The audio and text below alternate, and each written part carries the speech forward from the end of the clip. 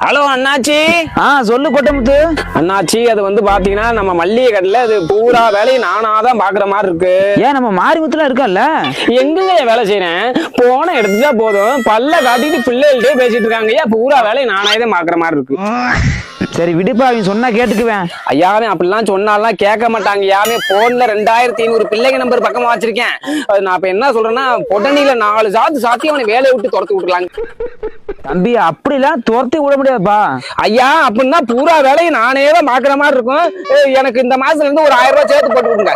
தம்பி அப்படிலாம் தர முடியாதுப்பா. தர முடியாதுன்னா நீங்களா எதுக்கு முதலாளி நீ உயிரோட இருந்துட்டு தும்பச்செடிக்கு தூக்கு மாதிரி சாப்பிடா. எது பின்ன என்னடா இது, உழைக்கிறவனுக்கு ஒரு 1000 ரூபாய் சேர்த்து கொடுக்கறதுக்கு உன் கவட்டையில இருந்து. தம்பி என்னப்பா இப்படி பேசுற? பின்ன எப்படா பேசுறது?